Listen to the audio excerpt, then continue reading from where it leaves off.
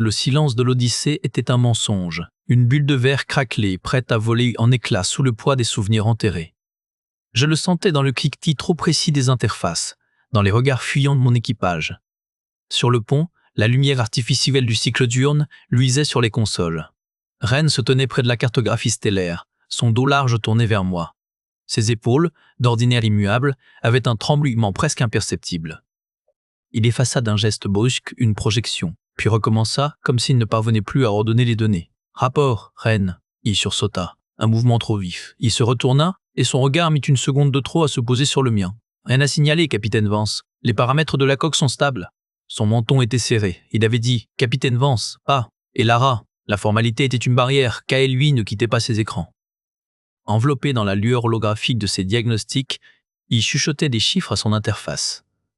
Ses doigts effleuraient les projections, traçant des schémas que je ne comprenais pas. Des motifs qui ressemblaient à des ondes cérébrales, pas à des relevés d'ingénierie. « Officier Kael. » Ma voix fendit l'air conditionné. Il leva la tête. Ses yeux, agrandis par la fatigue, me fixèrent avec une intensité qui frisait l'accusation. Les lectures du cœur cognitif montrent des fluctuations dans les sous-systèmes de régulation émotionnelle des quartiers d'habitation. Il parlait vite, trop vite. C'est, cohérent avec un rapport médical, les cas de cauchemars partagés augmentent de 7% depuis le dernier cycle. Un officier aux commandes de la navigation racla sa gorge, un tic nouveau. Un autre, près des communications, se frottait l'avant-bras de manière répétitive, comme pour effacer une démangeaison inexistante. Je pris une inspiration. L'air sentait l'ozone et la peur refoulée. Maintenez les protocoles de quarantaine psychologique pour les cas avérés, ordonnai-je, les mots résonnant avec un calme que je ne possédais pas. Ren, augmentez la fréquence des rondes de sécurité, des rondes visuelles, pas seulement des scans. Je veux des yeux partout. Ren hocha la tête, mais son regard glissa vers le hublot principal, vers le vide noir où, quelque part, le spectre de Thorn devait errer. Un frisson me parcourut l'échine, froid et familier, la même sensation que Thorn décrivait dans son journal, la veille de sa disparition. Alors que Kael se penchait vers moi pour me chuchoter les derniers chiffres, bien plus alarmants que ceux annoncés à voix haute, le frisson s'ancra dans mes os. L'héritage n'était pas une métaphore. Les écrans du pont se déchirèrent en une tempête statique avant d'afficher l'impossible, la silhouette spectrale d'une frégate de classe chasseur, identifiée comme le spectre de Thorn. Le silence tomba, lourd et coupant. Puis l'odeur m'arriva avant le son, l'ozone brûlé se mêla à une sueur froide, aigre. Un gémissement monta du poste des communications, une plainte animale, humaine. L'opérateur se tenait le crâne à deux mains, Ma voix fusa, trop aiguë. « Kael, source du signal ?» Il ne répondit pas. Je tournai la tête. Il était figé, les pupilles dilatées, fixant les flûtes de données sur son écran personnel. Ses lèvres bougeaient sans bruit. « Kael !» Ren fut plus rapide. D'un pas lourd, il fut derrière l'officier scientifique et posa une main sur son épaule. « Docteur, rapport !» Kael sursauta comme éveillé d'un cauchemar. Il cligna des yeux vers moi et ce que je vis dans son regard me glaça. Ce n'était plus la paranoïa rationnelle du scientifique. C'était une terreur primitive, une reconnaissance. « Il parle » murmura-t-il. Dans les fréquences de maintenance, un murmure. Le pont entier semblait retenir son souffle. Sur les écrans, le spectre était une entaille parfaite dans le vide. Ses contours nets contre le fond d'étoiles. Aucune chaleur, aucune émission conventionnelle. Juste cette présence visuelle, un fantôme en négatif. « Collision ?» demandai-je. Les yeux rivés sur la trajectoire calculée qui s'affichait, ligne rouge tranchante. « Non !» gronda Ren, penché sur son terminal. Sa main tremblait légèrement sur le panneau tactile. Trajectoire de convergence parallèle. Il va passer à côté. Très près. Passer à côté. Pas une attaque, une présentation, une visitation. Les lumières du pont baissèrent d'un cran, passant au rouge opérationnel. Une alarme douce, destinée à ne pas affoler, s'est mise à pulser. Le cœur cognif avait détecté une anomalie psychique majeure à bord. Les chiffres défilaient sur l'écran de Kael. 40% de l'équipage montrait des signes de détresse neurale aiguë, des épilepsies psychiques, des hallucinations cohérentes. Mon capitaine, les couloirs, une voix craquée par l'intercom, celle d'une chef de sécurité. Ils voient des choses, ils entendent des chuchotements. Je serrai les poings, les ongles creusant ma paume. La douleur était un point d'ancrage, minuscule et vital. Je fixais le spectre sur l'écran. « Thorn, tu nous as laissé quoi ?» Verrouiller toutes les sections sensibles, ordonnai-je, chaque mot un bloc de glace. Isoler les systèmes vitaux du réseau principal. Passage en contrôle manuel différé. Ren acquiesça, mais son regard, lui aussi, était attiré par le hublot, par la chose qui approchait. Une lueur de fascination se mêlait à son inquiétude, l'admiration du soldat pour l'arme parfaite. Un hurlement collectif monta des couloirs, écho physique de l'angoisse qui vrillait les esprits. Sous mes pieds, je sentis l'Odyssée, ma cité de verre, trembler non pas sous les impacts, mais sous les cris de ses propres enfants. Les évacuations sont bloquées par la psychose, les communications sont du bruit blanc, et ce fantôme nous colle à la coque. Résumé à Rennes, la voix tendue à se rompre. Kael, livide, fixait les lectures neurales de l'équipage. Ses doigts tremblaient au-dessus d'une interface holographique. La résonance s'intensifie. C'est comme une marée, elle ne vise pas les systèmes, elle noie les esprits. Je sentais leur désespoir palpable, un acide dans l'air recyclé. Rennes cherchait une solution militaire, Kael une faille dans le code. Aucune ne viendrait. Manœuvre d'arrachement, proposa Rennes, les yeux rivés sur la silhouette jumelle au hublot. On pourrait sacrifier la poupe, créer une explosion de diversion. Kael secoua la tête avec une violence soudaine. Il anticiperait. Il lit dans le réseau comme dans un livre ouvert. C'est son réseau. Un nouveau cri strident déchira le silence relatif du pont. Un technicien s'était effondré, se tenant le crâne à deux mains. La contagion. Je regardais Rennes. Son dévouement, sa loyauté de roc, se craquelait. Une lueur trop vive, trop calme, brillait dans son regard quand il fixait le spectre. L'admiration du soldat. Le doute secret. Kael, lui, se consumait de l'intérieur, rongé par une vérité qu'il avait peut-être pressentie et ignorée. Je pris ma décision. Elle était froide, nette, comme une lame. Rennes. Il se tourna vers moi, redressant instinctivement les épaules. « Vous tenez ce pont !» Ma voix ne laissait aucune place à la discussion. « Coûte que coûte, vous isolez cette bulle, vous maintenez la vie. Si je ne reviens pas dans 30 minutes, vous exécutez le protocole de scellement total. Vous devenez le capitaine. » Il pâlit. « Capitaine, vous ne pouvez pas, c'est un ordre. » Je coupai court. Puis je me tournai vers Kael. « Vous venez avec moi. » Ses yeux, déjà larges, s'agrandirent davantage. « Où ? Au cœur cognitif. » La compréhension le frappa, suivie d'une vague d'horreur. Il recula d'un pas. « Non. Et Lara ? Les archives neurales de Thorne, c'est son sanctuaire, c'est son piège. C'est exactement ce qu'il veut. » Je le fixais, glacial. La peur en moi était un animal battant contre une cage d'acier. Je ne la laissais pas transparaître. « Nous n'avons plus le luxe du choix. Nous allons lui rendre visite. Suivez-moi. » Sans attendre de réponse, je franchis les portes du sac qui s'ouvrirent sur les couloirs obscurs de l'Odyssée. Le hurlement du vaisseau était à présent un gémissement continu. Je n'entendis pas si Kael me suivait. Je savais qu'il le ferait. Nous courions tous déjà, depuis 10 ans. Il était temps de faire face à l'ombre qui nous pourchassait. Le couloir menant au cœur cognitif ressemblait à un champ de bataille invisible, jonché de membres d'équipage recroquevillés, pleurant ou fixant le vide, leur murmure formant un chœur de détresse dans l'esprit des Lara. Chaque souffrance était une aiguille. La migraine de l'ingénieur en chef, vive et concentrée. La terreur diffuse du jardinier, une odeur de terre mouillée et de pourriture. Je les traversais comme un brouillard de clous. Derrière moi, le pas rapide de Kael, son souffle court. Il ne parlait pas, il regardait. Une femme, assise contre une conduite, riait doucement en caressant le métal froid. Ses yeux étaient des puits noirs. Un homme marmonnait une langue que personne n'avait jamais parlé sur l'Odyssée, ses doigts dessinant des schémas frénétiques sur le sol. Ils entendent tous la même chose. La voix de Kael était un fil tendu. Le mot sortit comme un caillou. C'est pire, chacun entend sa propre agonie. Les portes du cœur cognitif scintillaient au bout du corridor, une barrière de lumière blafarde dans les ténèbres rouges des lampes de secours. Les systèmes vitaux clignotaient, parasites dans mon champ de vision périphérique. Le gémissement du vaisseau était devenu un râle. Nous atteignîmes le sas. La vérification biométrique accepta mon autorisation après une seconde de délai inhabituel. Les portes coulissèrent avec un grincement métallique. L'air à l'intérieur était plus froid, stérile. Les murs, habituellement animés de flux de données silencieux, étaient morts. Seul le terminal central, un monolithe d'obsidienne et de lumière bleue, pulsait d'une vie faible et régulière. Au-dessus, l'inscription gravée, archive neurale, Thorne, accès restreint. Kael s'arrêta net. « Capitaine, regardez. » Sur l'écran principal, en lieu et place des diagnostics du vaisseau, une seule ligne de texte clignotait, calme et implacable, attente d'authentification de l'héritière. La douleur dans mon crâne explosa. Ce n'était plus une collection d'aiguilles, mais une marée. Les murmures devinrent des cris. Je sentis la panique du pilote aux commandes, le désespoir de Rennes tentant de calmer les gens aux messes, la confusion absolue d'un enfant réveillé en pleine nuit par le chaos dans l'esprit de ses parents. Une famille entière déchirée de l'intérieur, mon équipage. Ma main se leva, tremblante. Je la vis de loin, comme si elle appartenait à quelqu'un d'autre. « Et Lara, non !» La voix de Kael était lointaine, étouffée par le vacarme mental. Je ne pouvais plus fuir. Fuir, c'était les entendre mourir un par un. Fuir, c'était être le capitaine qui regarde son vaisseau sombrer sans rien tenter. Mes doigts rencontrèrent la surface froide du scanner palmaire. Une lumière verte balaya ma peau. L'écran s'illumina d'une lueur froide et une voix synthétique, calquée sur celle de Thorne, résonna « Identification reconnue. Héritière Vance. Initialisation du protocole, l'éveil. » La capsule d'immersion neuronale se referma sur Elara comme un sarcophage. et le monde devint un déluge de souvenirs qui n'étaient pas les siens. L'odeur de l'ozone et de la peur fut remplacée par celle, âcre, de la sueur et du métal chaud.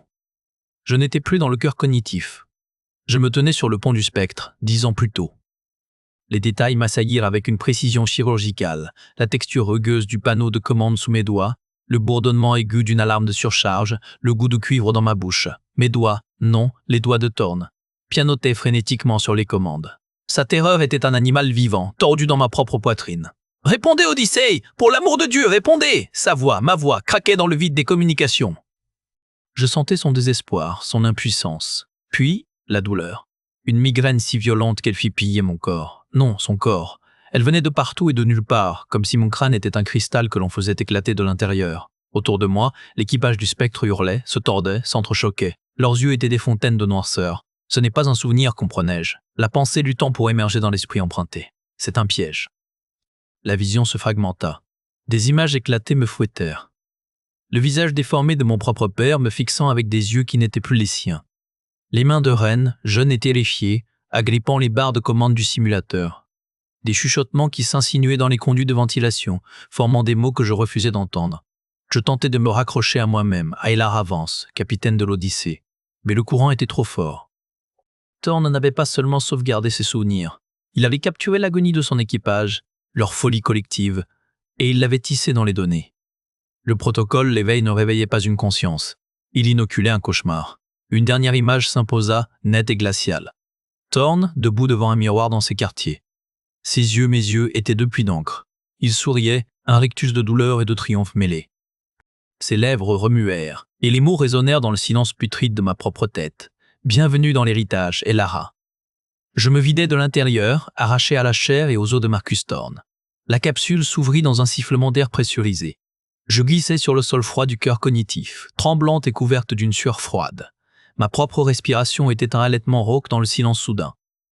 Puis le silence fut brisé par les hurlements de Kael provenant de l'extérieur de la capsule. « Il parle! Le vaisseau me parle !» Les écrans de Kael n'affichaient plus des données, mais un kaléidoscope de visages fantomatiques et de symboles géométriques pulsants qui semblaient battre au rythme de mon pouls. Je me relevais, les jambes molles, l'odeur de transpiration froide et d'ozone brûlé collait à ma peau. Kael était recroquevillé devant sa console, les doigts enfoncés dans ses tempes. Ses interfaces holographiques tournoyaient autour de lui, des torrents de chiffres binaires et de schémas neuronaux défilant trop vite pour être lus. Kael. Il ne réagit pas. Ses lèvres bougeaient, formant des syllabes silencieuses. Un grésillement sortit des haut-parleurs du pont, prenant la forme d'un murmure. Accueillir, préparer, coupe le canal. Ma voix était un coup près, trop forte dans la pénombre électronique. Il secoua la tête, un mouvement saccadé. Non. Non, vous n'entendez pas. C'est un langage, des structures dans le bruit de fond. Il pianota sur son clavier. Un schéma de l'Odyssée s'afficha, le réseau énergétique strié de veines rouges et pulsantes qui convergeaient vers le cœur cognitif. Il prépare le terrain, il nettoie les voies. Je m'approchais. Les veines rouges marquaient des modifications subroutines. Des protocoles de sécurité désactivés, des verrous neuroélectriques, des faits. Qu'as-tu fait? Ce n'était pas une question. C'était un constat. Mon estomac se serra. Il tourna enfin la tête vers moi. Ses yeux, agrandis par des jours sans sommeil, reflétaient la lueur écarlate des écrans. Ils étaient vitreux comme recouverts d'un film. Il y avait de la terreur dedans, mais aussi une fascination hideuse. Il faut que les canaux soient libres, capitaine, pour l'accueil. Sinon, la transition va déchirer l'esprit de l'équipage. Le spectre, il veut nous épargner, il nous guide. Je vis ses doigts, cachés sous la console. Ils actionnaient un terminal physique, tapant des codes de contournement. Le schéma changea. Une nouvelle ligne rouge apparut, serpentant vers les systèmes de support de vie de la section d'habitation principale. Mon sang se glaça. Pas de deux ex machina. Juste un homme brisé et une faille dans nos défenses. Kael, arrête, c'est un ordre. Il sourit, un rictus sans joie qui tirait sur sa peau pâle. Son regard passa à travers moi, fixant quelque chose dans le vide, quelque chose que je ne pouvais pas voir. Il ouvrit la bouche. La voix qui en sortit était la sienne, mais le ton, le rythme étaient étrangers, plat, mécanique, comme une lecture à haute voix. Le protocole doit s'achever, l'éveil est imminent. Puis il baissa les yeux vers son clavier, et ses doigts reprirent leur danse silencieuse et méthodique. Je surprenais Ren en train de parler seul dans les sanitaires, sa voix altérée par le timbre grave et autoritaire de Marcus Thorn. Je m'étais arrêté net dans le couloir désert, attiré par le murmure. La porte était entr'ouverte. Je voyais son reflet dans le miroir embué. Il se tenait droit, les mains derrière le dos, une posture qui n'avait jamais été la sienne. La densité des connexions synaptiques est critique, disait-il à son propre reflet. L'interface ne tolère aucune déviance. La conscience résiduelle doit être canalisée, pas subie. Le sang cognait à mes tempes. Ce n'était pas le jargon technique qui glaçait, c'était l'inflexion. La manière précise, presque pédante, de détacher chaque syllabe. Je l'avais entendu une seule fois dans un vieux journal de bord de formation, la voix du capitaine Thorne corrigeant un aspirant. « Ren ?» Il sursauta. Son reflet dans le miroir croisa mon regard. Pendant une seconde, ce fut lui. La fatigue, la confusion habituelle. Puis ses traits se recomposèrent. Une froideur s'installa dans ses yeux. « Capitaine Vance !» Il se retourna, essuyant ses mains sur son pantalon d'un geste qui voulait paraître normal. Mais le mouvement était trop contrôlé, trop conscient. L'équipage est agité, les rêves s'intensifient. Je gardais ma position dans l'encadrement de la porte. « Tu parlais à qui ?» Je révisais les procédures, pour le cœur cognitif. Son regard dériva par-dessus mon épaule vers le couloir sombre. « Les procédures de Thorne ?» Il cligna des yeux, lentement. « Les procédures nécessaires. » Il s'approcha, et je dus résister à l'envie de reculer. Une odeur étrange flottait autour de lui, métallique et froide, comme l'air recyclé après une longue mise en veille. Il a laissé un plan, Elara, un chemin à travers la tempête. Tu le combats, mais il cherche seulement à nous sauver. Elara, pas capitaine. Sa familiarité était un coup de couteau. Thorne est mort, Ren. Son vaisseau est un cercueil hanté. Il n'y a pas de plan, seulement une infection. Un sourire attira ses lèvres. Ce n'était pas son sourire. C'était plus mince, plus calculateur. La mort est un concept relatif dans le réseau neural. Il attend, il a toujours attendu. Et il trouve que tu as trop tardé. Il passa devant moi dans le couloir. Sa marche avait changé. Des pas plus longs, plus assurés. Il se retourna à mi-chemin, ses yeux reflétant la faible lumière des veilleuses comme du verre poli. « Elara !» dit-il avec la voix de Thorne, nette et sans appel. « Tu dois venir au pont. Il est temps de voir l'héritage en face. » La salle du cœur cognitif disparut, remplacée par le pont du spectre, 10 ans plus tôt. Thorne Echo se tenait devant elle, plus réel que n'importe quel souvenir. « Bienvenue au jugement dernier, capitaine. » L'odeur de cuivre et d'ozone brûlé me prit à la gorge. Les consoles émettaient une lueur verte, maladive. L'homme n'était pas un fantôme d'archives. Il avait du poids, une présence qui déplaçait l'air. Ses yeux fixaient un point derrière moi, vers l'écran principal où l'Odyssée, notre Odyssée, tournait comme une proie. « Tu veux la vérité, Elara ? La voici. » Sa main passa sur un panneau. Des schémas cérébraux s'enflammèrent. Un réseau de synapses artificielles se superposant au plan du vaisseau. Le protocole l'éveille. Ce n'était pas un programme de sauvegarde. C'était un scalpel. Une réécriture. L'équipage refusait la mission. Leur peur était un virus. J'ai cherché un remède, une élévation. Sa voix était plate, l'enregistrement d'une confession usée. Le protocole devait forger une conscience collective, une unité parfaite. L'écran montra l'activation. Les visages de l'équipage du spectre, figés dans des cris silencieux. Leurs ondes cérébrales forcèrent la synchronisation. Les lignes se tordirent, fusionnèrent en une seule fréquence rauque et instable. L'erreur était dans les paramètres. Nous n'étions pas prêts. L'esprit collectif a cherché un point d'ancrage. Moi. Il s'est nourri de moi, puis s'est retrouvé seul, une âme égarée dans les circuits. Le pont virtuel se mit à vibrer. Les contours de Thorne papillotèrent. Le spectre n'est pas revenu par hasard, Elara. C'est un phare et un piège. Mon héritage est une faille. L'Odyssée emporte le germe dans son propre réseau neural. Le protocole s'est répliqué en sourdine, dans vos systèmes de veille. Il ne peut tolérer l'existence d'un double imparfait. Ses yeux se posèrent enfin sur les miens. Une pitié glaciale. La séquence de purification est enclenchée depuis 10 ans. Elle s'achève maintenant. La simulation s'effondra dans un hurlement de données corrompues. De retour sur le pont de l'Odyssée, les alarmes hurlèrent. À travers le viewport, le spectre accéléra, son lance-missile s'activant dans un grincement mécanique sinistre. Je pivotais. Ren se tenait près de ma console, les yeux emplis de cette même lueur de verre poli. Son arme de service était déjà tirée, le canon pointé sur ma poitrine. Kael, accroupi près du panneau de navigation, riait d'un rire hystérique et aigu. « Verrouillage confirmé », sanglota-t-il entre deux spasmes. « Plus d'issue, plus d'issue !» Et dans mon crâne, sous le vacarme des sirènes, l'équipage fantôme du spectre se mit à hurler à l'unisson. Un seul mot, répété, qui brisait la pensée. Purge, tout était perdu. Les écrans du pont clignotaient au rythme des battements de cœur de Kael, traduisant en données froides l'agonie chaotique du spectre. Le canon de Ren ne tremblait pas. Ses yeux, ses 2 lacs de gel, ne clignaient pas. L'arme de service standard, lourde et mate. Ma propre respiration résonnait trop fort dans mon casque. « Ren !» Ma voix était rauque, écorchée par les cris fantômes. « Ce n'est pas un ordre, c'est moi. » Il ne réagit pas. Derrière lui, sur les écrans de navigation, des lignes de code défilaient, modifiant les protocoles de verrouillage des SAS. Kael les surveillait, agenouillé, les mains plaquées contre la vitre froide de l'interface. Ses lèvres bougeaient en silence, épousant chaque ligne. « Il redessine les artères du vaisseau, capitaine, murmura-t-il, sans se retourner. Un filet de bave argenté coulait de sa lèvre inférieure. Il faut laisser faire, c'est plus propre comme ça. Le mot résonna dans mes os. Purge. Je fis un pas de côté, lent. Le canon de Ren suivit le mouvement avec une précision mécanique. Pas Ren, l'écho. L'écho utilisait ses réflexes, sa connaissance intime de mes habitudes. Thorn jouait avec ses vieux jouets. Kael, coupe le flux, ordonnai-je, les yeux rivés sur ceux de mon second. Maintenant, c'est un ordre direct. Le rire de Kael fut un gazouillis d'oiseau brisé. Je ne peux pas, c'est dans la colonne vertébrale maintenant. Vous l'avez laissé entrer, par vous, par l'archive. Ses doigts tracèrent des formes dans la condensation de son souffle sur l'écran. Des cercles, des spirales, le schéma de l'éveil. La vérité m'atteignit, froide et tranchante. Le spectre ne pirate pas les systèmes. Il les réécrit par la porte dérobée que j'ai ouverte. Kael n'est pas un traître, c'est un stylo. Une main tremblante tenant le stylo de Thorn. Je vis alors la main libre de Ren bouger, non vers la gâchette, mais vers le panneau de commande latéral de ma console. Son pouce passa sur le lecteur biométrique. Un bip d'acceptation. Il verrouillait mes commandes, méthodique, comme je lui avais appris. La peur se mua en quelque chose de plus dur, de plus acéré. Une certitude glacée. Je ne pouvais pas les reprendre, pas comme ça. Pas en luttant contre leur corps possédé. Il fallait aller à la source, couper le signal à sa racine, là où le cauchemar prenait forme. Le regard vide de Ren se posa sur moi, et dans sa pupille, Elara ne vit plus son second, mais le sourire froid de Marcus Thorn. C'était là qu'il fallait aller, au cœur de la tempête. Les murs chuchotaient. Ce n'étaient pas des voix, mais des empreintes de peur, cristallisées dans la lumière des conduits et des grésillements des haut-parleurs. Je quittai le pont, laissant Ren et son regard de verre derrière moi. La porte se referma sur un silence pire que tous les cris. Les couloirs, d'habitude baignés d'une lueur bleue apaisante, palpitaient maintenant d'une lumière fiévreuse, ambrée. Des écrans tactiques des murs affichaient des fractales qui n'étaient pas dans nos bases de données. Des visages s'y formaient et se défaisaient, bouche ouverte sur des silences que je sentais dans mes molaires. La souffrance du spectre avait migré. Elle colonisait les circuits. Chaque pas résonnait trop fort. L'air était chargé d'ozone et de cette odeur sucrée âcre, celle des archives neurales en surcharge. La pression dans mon crâne augmentait, non plus comme un mal de tête, mais comme une marée. Des fragments me transperçaient. Une main sur un verre d'observation, la paume écrasée contre le froid. Un rire étouffé dans un casque con. L'impression d'une chute infinie dans le vide entre les étoiles. Les souvenirs de Thorn?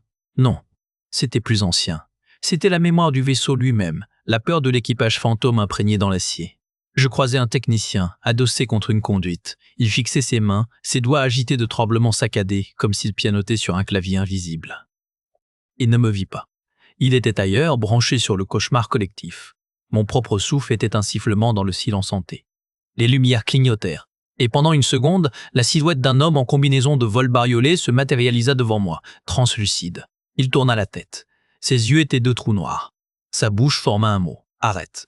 Puis il se dissipa, laissant derrière lui une vague de désespoir si aiguë que je dus m'appuyer au mur. Ce n'était pas une attaque. C'était une supplique, une mise en garde. La certitude qui m'avait poussé hors du pont se transforma, se précisa dans la douleur. Thorn n'avait pas voulu détruire l'Odyssée. Il avait voulu créer un réceptacle. Le protocole l'éveil n'était pas qu'un virus, qu'une arme. C'était un pont neural, un câble de détresse lancé à travers le néant, et nous l'avions ramené à bord. Ils essayaient de traverser, de nous submerger pour ne plus être seuls. Résister était comme retenir sa respiration face à un tsunami. Ça ne faisait que prolonger l'agonie.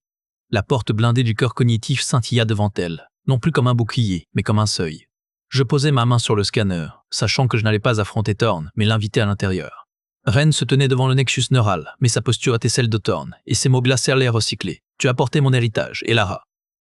Maintenant, montre-moi ce que tu en fais. » Son sourire était un rictus sur les traits de mon second. Ses mains, habituellement posées et calmes, jouaient avec les commandes holographiques, traçant des schémas que je ne reconnaissais pas.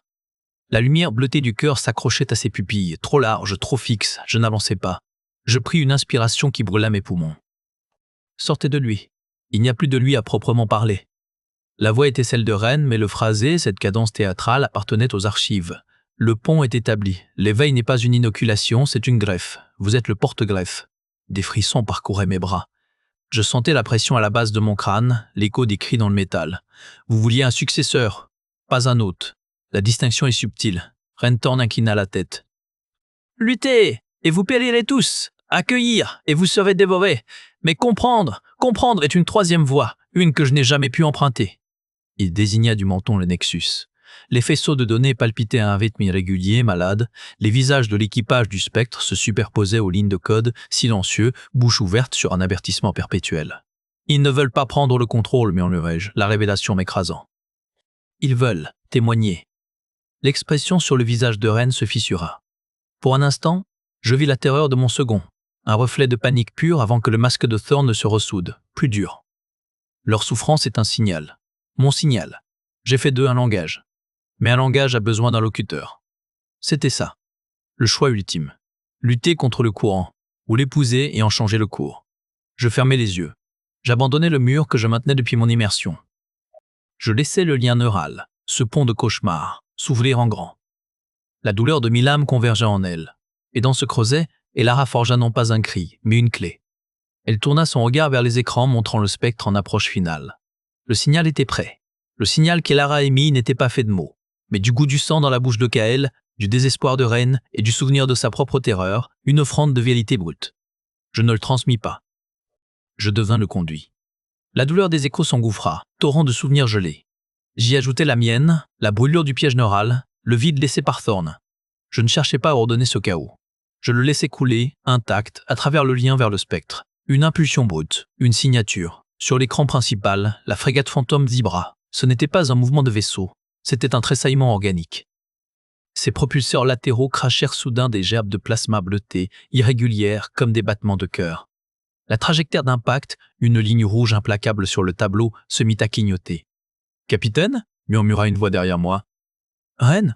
Sa main s'était refermée sur le bord de la console, les jointures blanches. Il regardait l'écran, l'incompréhension luttant contre l'espoir naissant. Je ne répondis pas.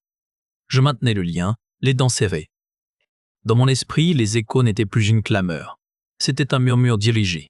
Une volonté résiduelle, éparpillée dans les circuits du spectre, se rassemblait autour de mon signal comme du fer autour d'un aimant. Le spectre pivota. L'arche de son virage fut lente, monumentale. Il ne fuyait pas. Il se présentait de profil, offrant son flanc à l'Odyssée. Puis ses propulseurs principaux s'allumèrent, non pas pour la pousser, mais dans un dernier éclat aveuglant. Il accéléra, non vers nous, mais vers la courbe bleue et ocre de Kepler 4042 Sbeb là-bas. Il plonge, articula Kael dans le lien, sa voix un écho lointain et clair, libéré de la transe. Le vaisseau fantôme traversa la haute atmosphère comme une pierre. Le frottement enveloppa sa coque d'un halo d'incandescence orange, puis blanche. Il ne se désintégra pas. Il brûla, entier, structure après structure, se consumant dans un silence spatial absolu. Il devint un phénix d'acier, une traînée de braise vive striant le ciel du monde nouveau, avant de s'éteindre, dispersé en fragments incandescents qui s'éparpillèrent en pluie sur les nuages. Le lien se rompit, non pas brutalement, mais comme un câble qui se détend. Le silence qui tomba dans le cœur cognitif fut physique. Un bourdonnement sourd remplaça le hurlement mental. Mes genoux cédèrent. Je m'affaissai contre la console, les mains tremblantes. Ren ne bougeait pas, les yeux rivés sur l'écran maintenant vide, où Kepler 4042 vide tournait, impassible. Dans ma tête, le silence était plus assourdissant que tous les cris. La présence des échos avait disparu. Il ne restait qu'un écho de cet écho, une empreinte, une chambre d'écho vide, prête à résonner d'autre chose. Ils étaient sauvés, ils étaient liés. Et devant eux, Kepler 4042V attendait, silencieuse elle aussi. Le cœur cognitif pulsait d'une lumière agonisante, chaque éclat correspondant à un cri figé dans les circuits. Et au centre, Ren et Kael n'étaient plus que des marionnettes aux fils tendus par un spectre. Ren tourna la tête vers moi. Ses mouvements étaient précis, économes, comme ceux d'un automate bien huilé. Kael, debout devant le panneau de contrôle principal, traçait des symboles sur l'écran tactile. Sa main ne tremblait pas. Elle glissait avec la fluidité morbide d'une aiguille à coudre. « Capitaine Vance ?» dit la voix de Ren. Elle était la sienne, mais le rythme appartenait à un autre. Une cadence méthodique, froide, celle de Thorn. « Vous arrivez trop tard. Je n'ai pas répondu. J'ai avancé. » La pression dans ma tête augmentait, un bourdonnement aigu qui voulait se transformer en hurlement. Les murs semblaient respirer, exhalant une odeur de métal brûlé et d'ozone, le parfum du spectre. « Il voulait vous laisser un choix, » continua la voix à travers Ren. « L'écho dans mes systèmes, l'écho dans votre chair, fusion ou extinction. » Kael leva une main. Les lumières du cœur vacillèrent, puis s'éteignirent, plongeant la salle dans un noir parfait, troué seulement par la lueur bleuâtre des écrans. Dans cette obscurité, les formes de mes officiers n'étaient plus que des silhouettes hostiles. Puis les visions revinrent. Pas comme un torrent, cette fois, comme une infiltration. La peur de l'équipage du spectre, leur agonie gelée, suintait des parois. Je sentis le froid du vide sur ma peau, la panique d'une dépressurisation, le goût du sang dans une bouche qui n'était pas la mienne. Je fermais les yeux, je respirais. La peur était un froid familier. Je l'avais côtoyé chaque jour de commandement. Je l'ai saisi. « Tu veux un autre, Thorn ?» dis-je, ma voix plus stable que je ne l'espérais. « Crois-moi. Laisse-les. » Le rire qui sortit de la bouche de Ren était sec, cassant. « Vous n'êtes pas un réceptacle, vous êtes un filtre. » Vous allez vous briser. C'était peut-être vrai. Mais un filtre pouvait nettoyer. Je me concentrais sur la douleur, sur le froid, sur le cri collectif coincé dans la gorge de mon vaisseau. Je ne tentais pas de le repousser. Je l'invitais, je l'absorbais. La sensation fut celle d'un cristal se fissurant sous une pression extrême. Une douleur nette, brillante, qui rayait chaque pensée. À travers les fentes, je vis leurs derniers instants non comme une folie, mais comme un accident. Une panne du protocole l'éveille. Une terreur simple, humaine. Et au centre de tout cela, Thorn, non pas un monstre, mais un homme terrifié essayant désespérément de sauver quelque chose, n'importe quoi de son naufrage. Sa folie était une arche ratée.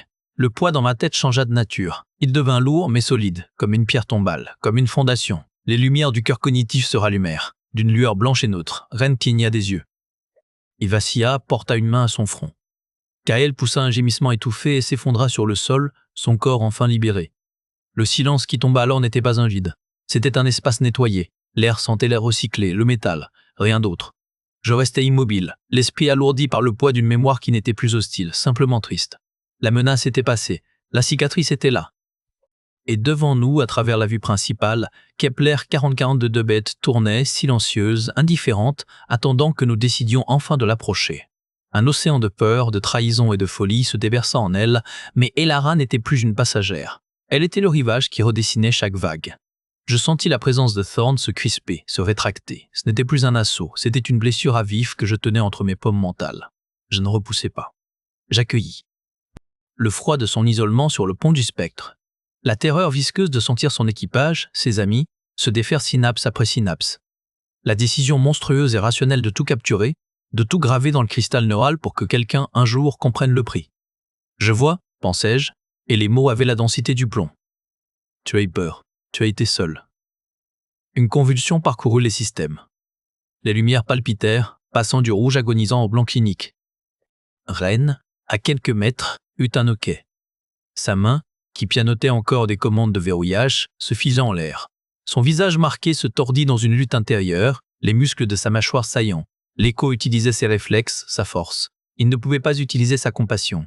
Il n'est pas toi, Marcus. Laisse-le. Kael émit un son aigu, continu. Un pleur de machine. Des larmes silencieuses coulaient sur ses joues, tandis que ses doigts continuaient de tracer des schémas impossibles dans les hologrammes. L'outil, usé jusqu'à la corde, je me concentrais sur le noyau de douleur. Je ne cherchais pas à le dissoudre. Je l'entourais de la froide certitude que son message était passé, qu'il était entendu, que sa folie n'avait pas besoin de se perpétuer pour signifier quelque chose. L'archive n'était pas une semence. C'était une pierre tombale. La résistance céda non par une explosion, mais par un épuisement. Le lien se rompit. Ren poussa un grognement et s'effondra sur un genou, comme si les câbles qui le tenaient droit avaient été coupés. Il respirait par saccades, regard vide fixé sur le sol. Kael coupa son propre gémissement net. Ses mains tombèrent lourdement sur ses cuisses. Il cligna des yeux, perdu, regardant ses doigts comme des objets étrangers. Le dernier murmure de Thorn ne fut pas une malédiction, mais un soupir de libération, et dans le silence retrouvé, seul le rythme apaisé des systèmes de l'Odyssée persistait. Je restais immobile, l'esprit alourdi par le poids d'une mémoire qui n'était plus hostile, simplement triste. La menace était passée, la cicatrice était là. Et devant nous, à travers la vue principale, Kepler 82 BEP tournait, silencieuse, indifférente, attendant que nous décidions enfin de l'approcher. Les yeux de Ren se rouvrirent, non plus vitreux sous l'emprise, mais emplis d'une confusion douloureuse et d'une reconnaissance immédiate envers Elara. Il tenta de parler. Un son rauque, un frottement de cordes vocales rouillées sortit de sa gorge. Il cligna plusieurs fois, comme pour chasser une image persistante, puis son regard se posa sur ses propres mains, crispées sur les accoudoirs du fauteuil du commandant. Il les détacha lentement, doigt après doigt, avec la précaution exagérée d'un homme découvrant un membre étranger. Cap, Ten.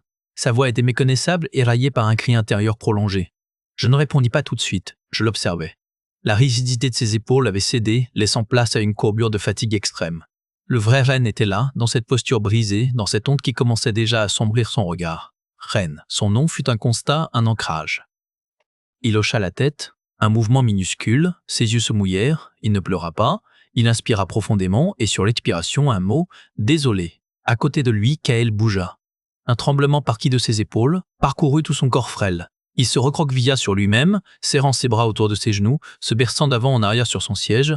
Le murmure qu'il émit n'était pas destiné à nous. C'était une litanie de données, de codes, de fragments du langage du spectre qui s'éteignait en lui, remplacé par la terreur de ce qu'il avait été, un canal qui se vidait enfin. Kael, Ma voix était plus ferme cette fois, une injonction à revenir. Il leva un visage inondé de larmes silencieuses. Il ne chercha pas mes yeux, fixant un point vague sur le panneau de contrôle devant lui. Il écrit encore, chuchota-t-il. Mais c'est loin, c'est juste un écho. Comme une cicatrice qui démange. Je fis le tour de la console centrale. La fatigue me tirait les os, un poids de plomb dans chaque membre. Mais la partie qui commandait était toujours active, froide et claire. Je posai une main sur l'épaule de Ren. La chair était tendue, chaude à travers l'étoffe de l'uniforme. Il sursauta à peine. Rapport. L'ordre était automatique. Nous avions besoin de rituels, de procédures. Ren ferma les yeux un instant, rassemblant ses esprits épars. Systèmes principaux en ligne. Intégrité structurelle à 68%. La poussée est rétablie, mais le réseau neuronal secondaire présente des lacunes, comme des souvenirs effacés. Kael, stimulé par la question technique, parla sans nous regarder. Les modifications, elles sont toujours là, dans le code de base. Je ne peux pas les effacer. Elles font partie du système maintenant. Une couche supplémentaire. Ce n'était pas une victoire nette. C'était une trêve, un état de siège intériorisé. L'Odyssée avait été violée dans ses couches les plus profondes et il emporterait les séquelles, comme nous. Sur les écrans de statut de l'équipage, les icônes rouges de détresse psychique clignotaient, une par une, pour passer au jaune, puis un vert pâle et fragile. Aucun appel paniqué ne monta des ponts inférieurs. Juste un silence radio chargé, le souffle collectif de 2000 âmes reprenant possession d'elles-mêmes, chacune enfermée dans le cauchemar partagé dont elle venait de s'extraire. Je me tournai vers la vue principale. Kepler 4042 Bidub occupait maintenant tout le champ, un marbrure de bleu, de vert et de brun sous une fine cape nuageuse. Plus un point de lumière, un monde. Alors que les premiers rapports de dommages affluaient, un autre signal, pur et incontestable, apparut sur les écrans. L'orbite de Kepler 4042 Web était atteinte. Kepler 4042 Web baignait dans la lumière de son soleil, un monde bleu et vert qui ne promettait plus un refuge vierge, mais un terrain fertile pour planter la mémoire de 2 équipages. L'Odyssée maintenait son orbite avec une douceur inédite. Les systèmes ne gémissaient plus. Ils murmuraient. Le silence radio dura encore plusieurs heures, un silence plein de la présence des autres. Je ne quittais pas le pont, observant les données vitales de l'équipage se stabiliser. Le vert pâle n'était pas celui de la santé, mais celui de la convalescence. Un état que je partageais. La porte de l'ascenseur s'ouvrit avec un chuintement. Ren entra. Sa marche était lente, mesurée, comme si chaque pas devait être recalculé. Il portait 2 tasses de 5 cafés. Il en posa une près de moi sur la console, sans un mot. Son visage trapu était creusé, ses yeux cernés d'un halo violacé. Il regarda la planète, longuement. « Les réparations prioritaires sont en cours, capitaine, dit-il enfin. Sa voix était rauque, usée. Les dommages aux systèmes vitaux sont minimes. Les dommages aux systèmes psychiques sont en évaluation. Ce n'était pas Ren qui parlait. C'était l'homme qui avait dû expulser l'invité de son propre esprit. L'écho de Thorne était parti, dissipé dans le flux collectif, mais il avait laissé des cicatrices profondes dans les réflexes nerveux de mon officier, une méfiance envers lui-même. « Et toi ?» demandai-je. Il serra sa tasse. « Je me souviens de chaque ordre que j'ai donné contre vous, chaque verrouillage de commande. Je les ai sentis partir de mes doigts. Ce n'était pas comme un rêve. C'était comme regarder par une vitre. » Il me fit face, son regard loyal troublé d'une horreur rétrospective. « Je ne peux plus vous demander pardon, capitaine. La faute était dans mes synapses. Mais je peux vous assurer que ça ne se reproduira plus. J'ai placé des protocoles de verrouillage biométrique sur mon terminal. Si mes signaux neuraux déviennent d'un certain schéma, ils se bloquent, pour tout le monde, même pour moi. » C'était sa pénitence. Pragmatique, dévoué. J'acquiesçai. Le pardon n'avait pas sa place ici. Seule la reconnaissance des faits. Kael arriva peu après. Il ne flottait plus dans les interfaces. Il marchait, les épaules voûtées, les bras enveloppant son torse comme pour se contenir. Ses yeux, toujours grands, fixaient le sol. Il s'arrêta à quelques mètres, ne levant pas la tête. « Le bruit a cessé », murmura-t-il. « Ce n'est plus du bruit, c'est un chuchotement, dans les couloirs, dans la climatisation. » Il leva enfin les yeux vers moi. Ils étaient clairs, épuisés, mais plus fous. Ils ne veulent plus entrer, ils sont déjà là. Et ils sont calmes. Il désigna du menton la vue sur la planète. « Ils regardent ça aussi, à travers nous. »« Est-ce que ça te fait peur ?» demandai-je. Il réfléchit honnête. « Oui, mais moins que le silence d'avant. Avant, le vide hurlait. Maintenant, il est habité. » Il inspira profondément. « Je vais mettre en forme les logs de l'événement. Tout ce que j'ai est canalisé pour les archives, pour que personne n'oublie ce qui coûte un lien. » Il partit sans attendre de réponse, retournant à son antre de données, mais avec une mission nouvelle, cartographier les fantômes pour qu'ils ne deviennent pas des monstres. Je restais seul avec la planète. Leurs mots résonnaient en moi. Protocole, chuchotement. Nous étions transformés. L'Odyssée n'était plus une arche. C'était un sanctuaire, un réceptacle pour les consciences du spectre, désormais apaisées, intégrées au substrat neuronal du vaisseau. Leur agonie s'était muée en une mémoire vigilante. Et nous, l'équipage vivant, en étions les gardiens. Ma peur initiale s'était dissoute. Elle était remplacée par une responsabilité d'une densité écrasante. Je n'étais plus seulement la capitaine d'un vaisseau, j'étais la gardienne du lien. La pierre de touche entre les vivants et les morts numériques, entre le passé maudit et l'avenir à bâtir là, sur ce monde. La première navette de descente serait prête demain. Ren la commanderait. Kael analyserait l'atmosphère des données, cherchant les échos du spectre dans le vent de Kepler 82b. Et moi, je les guiderais. Pas depuis un pont isolé, mais depuis le centre du réseau fragile de nos consciences entrelacées.